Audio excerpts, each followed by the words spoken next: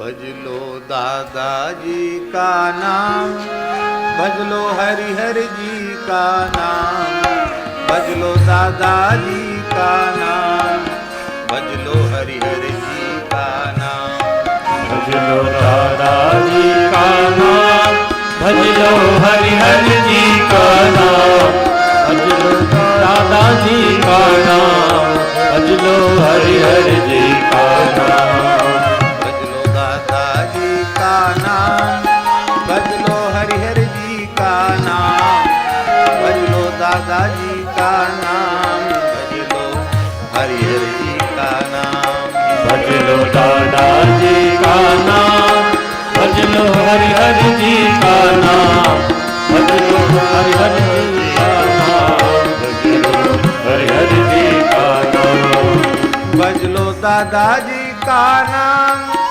भज लो हरिहर जी का नाम, भज लो दादाजी का नाम, भज लो हरिहर जी का नाम, भज लो दादाजी का नाम, भज लो हरिहर जी का नाम, भज लो दादाजी का नाम, भज लो हरिहर जी का नाम, भज लो दादाजी का नाम, भज लो हरिहर जी का नाम, भज लो दादाजी का नाम, भज लो हरिहर जी का नाम, भज लो दादाजी का नाम, भज लो हरिहर जी का नाम, भज लो दादाजी का नाम, भज लो हरिहर जी का नाम, भज लो दादाजी का नाम, भज लो हरिहर जी का नाम, भज लो दादाजी का नाम, भज लो हरिहर जी का नाम, भज लो दादाजी का नाम, भज लो हरिहर जी का नाम, भज लो दादाजी का नाम, भज लो हरिहर जी का नाम, भज लो दादाजी का नाम, भज लो हरिहर जी का नाम, भज लो दादाजी का नाम, भज लो हरिहर जी का नाम, भज लो दादाजी का नाम, भज लो हरिहर जी का नाम, भज लो दादाजी का नाम, भज लो हरिहर जी का नाम, भज लो दादाजी का नाम, भज लो हरिहर जी का नाम, भज लो दादाजी का नाम, भज लो हरिहर जी का नाम, भज लो दादाजी का नाम, भज लो हरिहर जी का नाम, भज लो दादाजी का नाम, भज लो हरिहर जी का नाम, भज लो दादाजी का नाम, भज लो हरिहर जी का नाम, भज लो दादाजी का नाम, भज लो हरिहर जी का नाम, भज लो दादाजी का नाम, भज लो हरिहर जी का नाम, भज लो दादाजी का नाम, भज लो हरिहर जी का नाम, भज लो दादाजी का नाम, भज लो हरिहर जी का नाम, भज लो दादाजी का नाम, भज लो हरिहर जी का नाम,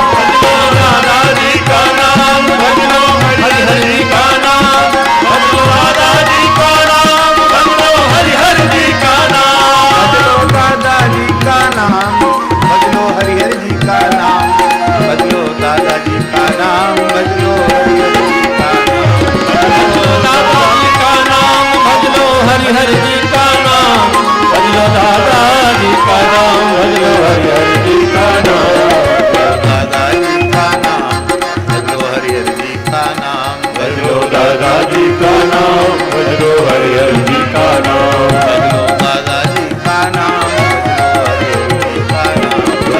दादाजी का नाम, भज लो हरिहर जी का नाम, भज लो दादाजी का नाम, भज लो हरिहर जी का नाम, भज लो दादाजी का नाम, भज लो हरिहर जी का नाम, भज लो दादाजी का नाम, भज लो हरिहर जी का नाम, भज लो दादाजी का नाम, भज लो हरिहर जी का नाम, भज लो दादाजी का नाम, भज लो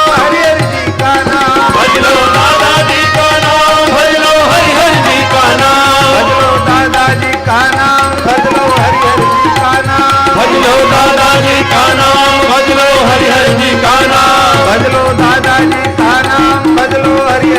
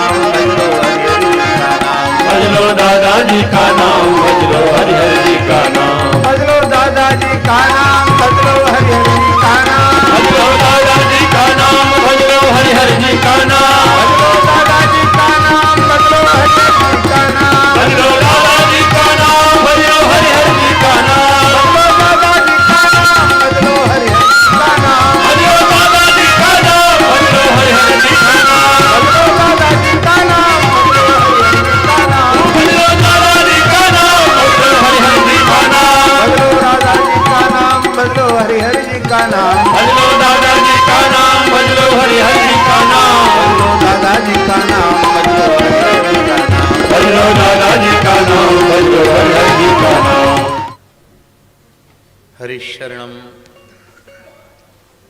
भक्तवांछा कल्पतरु भक्तवत्सल शरणागत वत्सल दीनबंधु दया सिंधु भगवान श्री हरि हर उन्हीं के साक्षात अनुग्रह विग्रह पूज्य श्री बड़े दादाजी, पूज्य श्री छोटे दादाजी और उन श्री बड़े दादाजी छोटे दादाजी के ही स्वरूप बड़े सरकार और उन सब का सम्मिलित स्वरूप पूज्य श्री छोटे सरकार।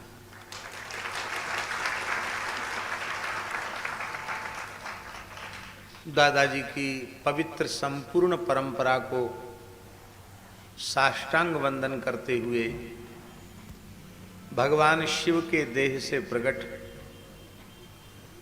साक्षात द्रव्यभूत रुद्र स्वरूपा भगवती पराम्बा जगत जननी श्री नर्मदा जी को साष्टांग प्रणाम करते हैं। सर्वदेवमयी सर्वतीर्थमयी सर्ववेदमयी पूज्या वेद लक्षणा गो माता को एवं उनके संपूर्ण वंश को प्रणाम करते हैं। पूज्य स्वामी श्री शुद्धानंद जी महाराज, पूज्य श्री पिताजी, पूज्य श्री पंडित जी और विराजमान सभी वैदिक पूज्य वेद मूर्ति ब्राह्मण आचार्यगण एवं हमारे अत्यंत निकट विराजमान पूज्य श्री महाराज जी, श्री प्रेमदास जी महाराज, परम पूज्य श्री मुरलीदास जी महाराज जी, जिनका इस दास पर बहुत स्नेह है, बड़ी कृपा है, उनको भी हम प्रणाम करते हैं। एवं आप सब गुरुनिष्ठ भक्तों को भी हम यथा योग्य जय श्री दादाजी की। ये सरकार की ही विशेष कृपा है कि वे इस अवसर पर इस दास को भी दादा दरबार में प्रणाम करने का अवसर, श्री नर्मदा जी में गोता लगाने का अवसर और सत्संग लाभ प्राप्त करने का सौभाग्य कृपा पूर्वक प्रदान करते हैं। अभी ब्रह्म वैवर्त पुराण का वाक्य उद्धृत करते हुए श्री दीनबंधु दास जी ने एक बात कही कि ब्रह्मवैवर्त पुराण में भगवान व्यास ने कहा है इष्ट पूजन करने के पूर्व ही गुरु पूजन करना चाहिए। गुरु पूजन के बिना किया गया इष्ट पूजन विफल हो जाता है, निष्फल हो जाता है। इतना ही नहीं, बिना गुरु पूजन के इष्ट पूजन करने वाला दोष भागी होता है, ऐसा लिखा है।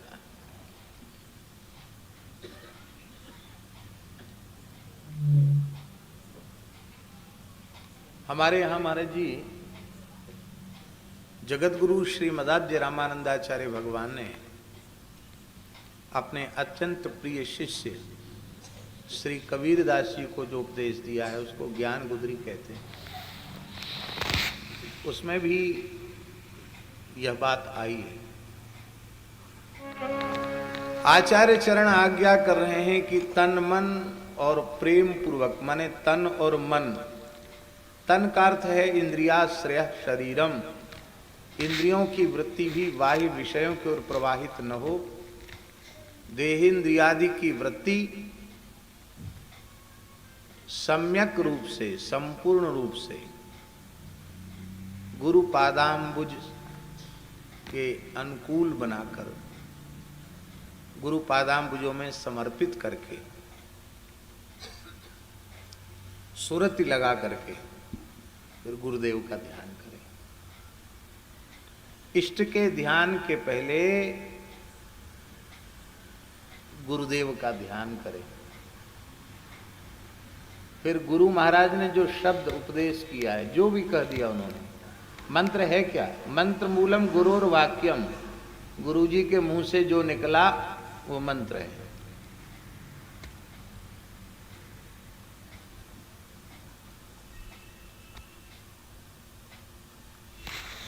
मंत्र मूलम गुरोर वाक्यम,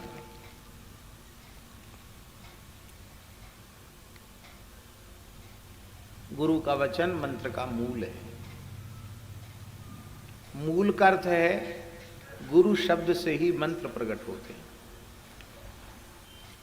जैसे वृक्ष से ही, मूल से ही वृक्ष होता है, मूल न हो तो वृक्ष कैसे होगा? मंत्र मूलम गुरुर वाक्यम। और संस्कृति चक्र से छूटने का मूल भी मोक्ष मूलम गुरु कृपा, गुरु कृपा ही उसका मूल है। तो गुरुदेव ने जो शब्द उपदेश, शब्द माने मंत्र, जिस मंत्र का उपदेश किया है, फिर उसमें मन लगावे तब क्या होगा? कहते इस पद्धति से यदि तुम साधन करोगे तो फिर कोई भ्रम नहीं रह जाएगा कि निर्गुण क्या है और सगुण क्या है। निर्गुण सरगुण सब लख लीजिए, सब कुछ अपनी आंखों से देख लो, अपने अनुभव में निहार लो। दुविधा मिट जाएगी। दिल के दर्पण दुविधा खोई, सो विराग में पक्का होई। ये दुविधा क्या है महाराज जी? साधन के आरंभ काल में एक गुरु है और एक गोविंद है। आरंभ के क्षण में एक गुरु है और एक गोविंद है। किंतु जब साध्यावस्था, सिद्धावस्था प्राप्त होती है, सत्शिष्य को अपने जीवन के चरम चरम लक्ष्य की प्राप्ति होती है। परम चरम लक्ष्य की प्राप्ति, परम चरम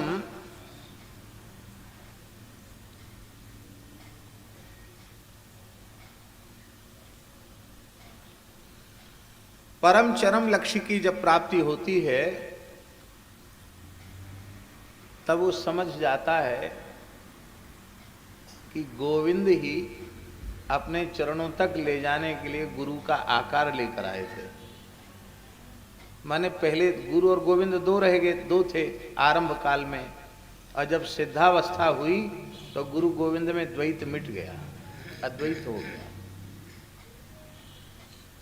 दिल का जो दर्पण है, स्वच्छ दर्पण, माने गुणातीत अंतःकरण। गुणातीत अंतःकरण में जब निहारोगे, अंतःकरण का गुणातीत होना ही मुक्तावस्था है।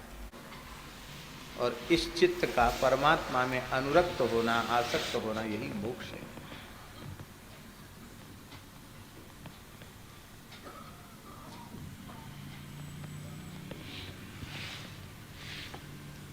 गुणातीत अंतःकरण केवल परब्रह्म में ही रमण करता है। शरीर संसार में कहीं भी उसका अटकाव भटकाव नहीं रहेगा। यही है चित्त का गुणातीत होना, दर्पण का स्वच्छ होना। और जब चित्त रूपी दर्पण स्वच्छ हो जाएगा तो दिल के दर्पण दुविधा खोई, ये दुविधा खो जाएगी। गुरु और गोविंद की दुविधा समाप्त हो जाएगी। और जिसके जीवन में ये दुविधा मिट गई है सो विराग में पक्का हुई, वो वैराग्य में पक्का होगा। और ये दुविधा जिसकी मिटी नहीं तब तक उसका वैराग्य परिपक्व होगा नहीं। ये केवल प्रवचन का विषय नहीं है, ये भीतर से ऐसा विश्वास होना चाहिए, ऐसी दृढ़ प्रतीति होना चाहिए। जो बात दादा दरबार में आकर सीखने की है वह यही है कि भगवान सदाशिव को, भगवान हरिहर को, भगवान शिव को, भगवती नर्मदा को सबको, भगवान गणपति को, भगवान सूर्य को, भगवती जगदम्बा पराम्बा दुर्गा को, सबको एक ही श्री दादाजी के स्वरूप में सब अनुभव करते हैं। ये यहाँ का सबसे बड़ा वैशिष्ट्य है।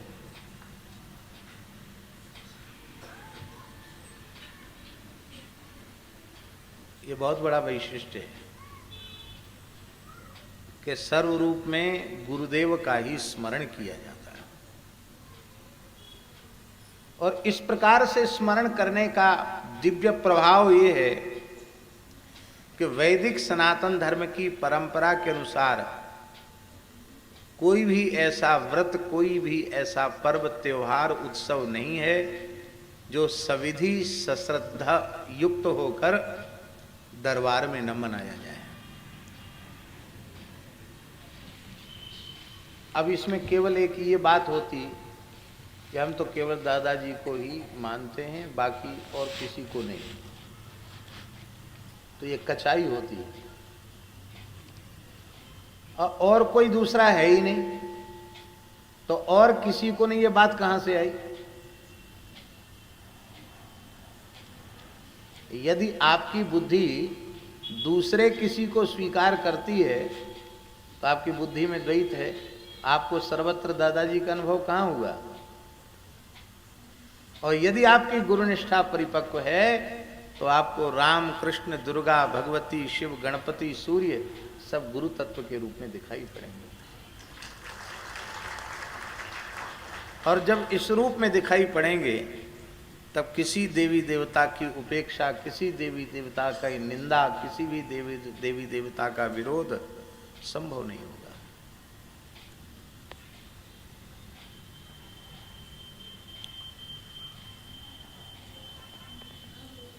वस्तुतः वंदम गुरुपद कंज कृपा सिंधु नर रूप हरि। ये नर रूप में हरि है। महामोहतम कुंज जासु बचन रवि कर निकर।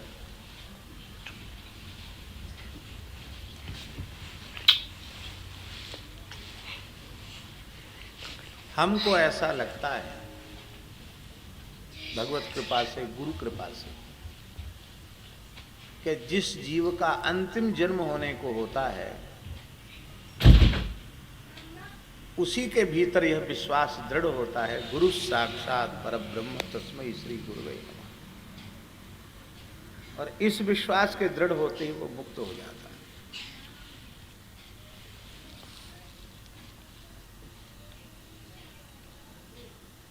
आचार्यम माम विजानीयात नाव मन्येत करहिचित, भगवान ने एकादश में उद्धव जी से कहा।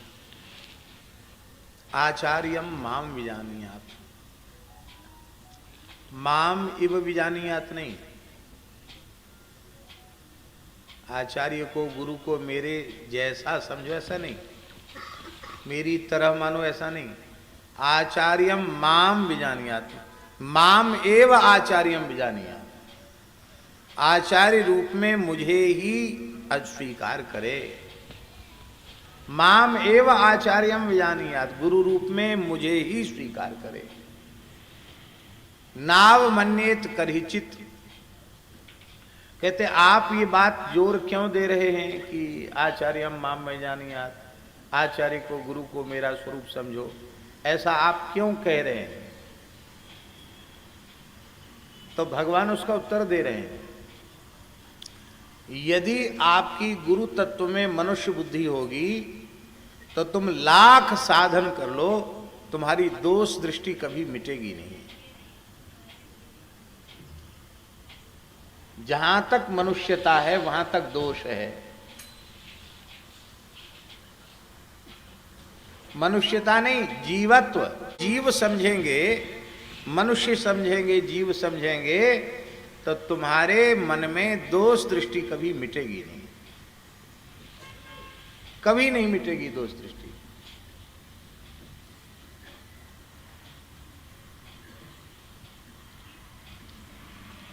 और दोष दृष्टि नहीं मिटेगी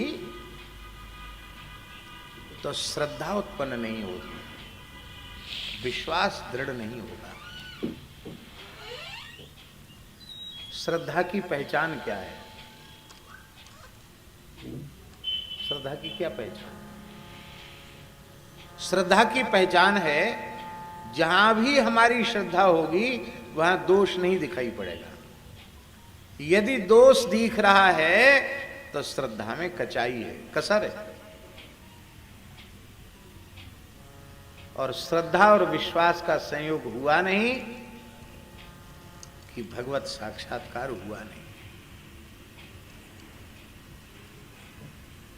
भवानी शंकरौ वंदे श्रद्धा विश्वास रूपिणौ याभ्याम, याभ्याम माने श्रद्धा और विश्वासाभ्याम बिना, याभ्याम बिना न पश्यन्ति सिद्धा साधका न भी सिद्धा अपि स्वांतस्थम ईश्वरम याभ्याम बिना न पश्यन्ति। श्रद्धा विश्वास के अभाव में सिद्ध कोटि के महापुरुष भी आत्म साक्षात्कार नहीं कर सकते। इसलिए बार बार यह बात आई है कि उनमें मनुष्य बुद्धि मत करो।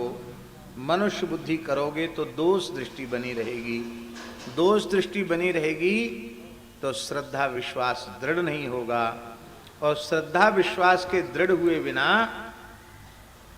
आप जो कुछ सेवा करते हैं वो केवल क्रिया बनकर रह जाएगी, उससे कोई विशेष लाभ होने वाला नहीं। क्रिया माने, अरे मशीन चलती कि नहीं? मशीन भी तो क्रिया करती कि नहीं करती? पर उस मशीन में भाव का जागरण तो नहीं है। यदि तुम्हारे मन में गुरु तत्व के प्रति जीव बुद्धि है, मनुष्य बुद्धि है, तो तुम्हारी दोष दृष्टि कभी मिटेगी नहीं। और दोष दृष्टि नहीं मिटेगी तो पद पद पर गुरु अपराध बनेंगे।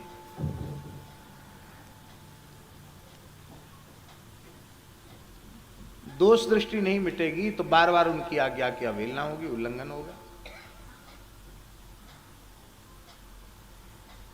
उनके चित्त को प्रसन्न करने से, कई जन्म तक साधन करने से जो वस्तु प्राप्त नहीं होगी वो गुरुजनों का हृदय प्रसन्न होते ही प्राप्त हो जाएगा। और उनके चित्त में विक्षेप पैदा हो गया, उनके मन को पीड़ा उत्पन्न हो गई तो कई जन्मों का किया साधन एक क्षण में नष्ट हो जाएगा। इसलिए नाव मन्येत करहिचित, किसी भी विकट से विकट, प्रतिकूल से प्रतिकूल परिस्थिति में भी गुरु तत्व की अवमानना नहीं करनी। न मर्त्य बुद्धिया सूयेत, उनको मरण धर्मा मनुष्य नहीं मानना, क्योंकि सर्वदेवमयो गुरु, गुरु सर्वदेवमय है। सर्वदेवमय का अर्थ क्या है महाराज जी? सर्वदेवमय का अर्थ है कि गणपति को भी दादाजी में पूज लो, शिव को भी दादाजी में पूज लो, भगवती को भी दादाजी में पूज लो, सूर्य को भी दादाजी में पूज लो, रामकृष्ण नारायण को भी दादाजी में पूज लो, और गणपति, सूर्य, भगवती, शिव, इन सबको तो दादाजी में पूज लो। इन सब के रूप में गुरु जी को पूज लो, दादाजी को पूज लो।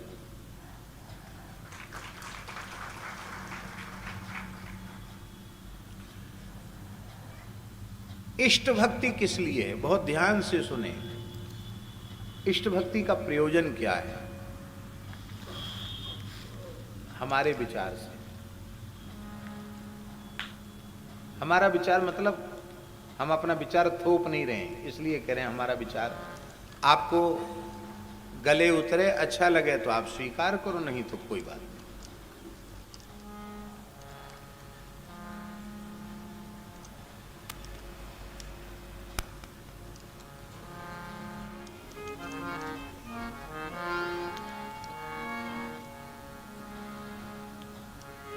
हमारा लक्ष्य है श्री गुरुदेव की प्रसन्नता। हमारा लक्ष्य क्या है? गुरुदेव की प्रसन्नता। वो जैसे हो जाए। हमारे जीवन का लक्ष्य है गुरुदेव की प्रसन्नता। जब तन मन प्राण सब कुछ हमने अर्पित कर दिया तो वह अपनी वस्तु को जैसे चाहे वैसे उपयोग करें। उपभोक्ता की इच्छा के अधीन उपभोग्य वस्तु है। भोग्य पदार्थ स्वतंत्र नहीं है, भोक्ता स्वतंत्र है। सब कुछ गुरुदेव का है, गुरुदेव स्वीकार करें। उनकी प्रसन्नता ही हमारे जीवन का परम परम प्रयोजन है। तो गुरु जी की प्रसन्नता कैसे होगी? गुरु जी की प्रसन्नता राम राम करने से होगी, इसलिए हम राम राम करते हैं। राम जी को तो हमने नहीं देखा, सर्वगत सर्वरूप सर्वमय है, पर हमने उनको नहीं देखा। पर राम जी के स्वरूप में श्री गुरुदेव का दर्शन हमने किया। हम राम राम करेंगे तो गुरु जी को प्रसन्नता होगी। हम तिलक लगाएंगे तो गुरु जी को प्रसन्नता होगी। हम निष्ठापूर्वक तुलसी धारण करें, गुरु जी को प्रसन्नता होगी। हम एकादशी का व्रत करें, गुरु जी को प्रसन्नता होगी। हम गौ ब्राह्मण संतों का, माता पिता अतिथि का, सबको भगवद रूप मानकर सबका सत्कार करें, गुरु जी को प्रसन्नता होगी। हमारे पूज्य गुरुदेव भगवान भक्तमाली जी महाराज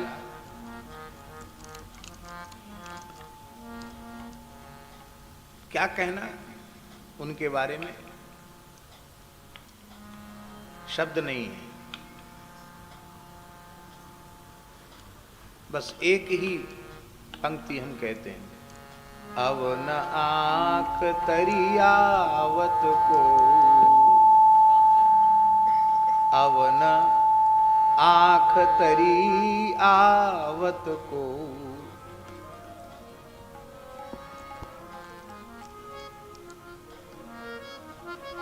अस स्वभाव कहूँ सुनऊँ न देखऊँ,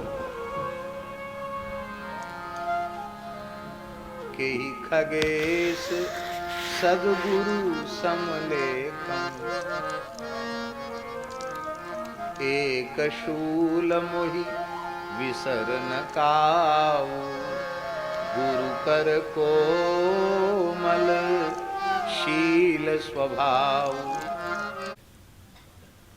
जो शिष्य गुरु की कृपा से, गुरु के उपकार से, गुरु के अनुग्रह से ऋण होना चाहता है कि गुरु जी की कृपा के हम कर्जदार हैं, अब सेवा कर ली तो हमारी कर्ज से मुक्ति हो गई, तो वो शिष्य कहलाने का अधिकारी मेरे विचार से नहीं। हमें गुरु जी के कर्जदार ही बन के रहना है। गुरु जी सदा साहूकार और हम सदा उनके कर्जदार।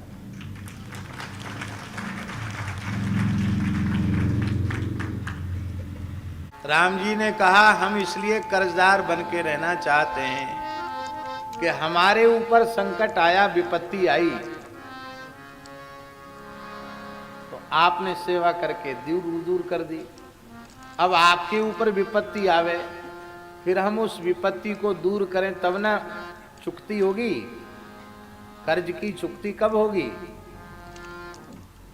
हमारे ऊपर विपत्ति आई, संकट आए तो तुमने दूर कर दिया, अब तुम्हारे ऊपर संकट आवे और हम दूर करें तब वो चुकती होगी। तो हम तो चाहते ही नहीं हैं कि कभी हनुमान जी तुम्हारे ऊपर विपत्ति आवे, हैं? तो जब मौका तो हमको मिलने वाला है नहीं, इसलिए हम सदा कर्जदार रहना चाहते हैं। हरि गुरु संतों के सदा कर्जदार बनकर रहना चाहते हैं। आहा।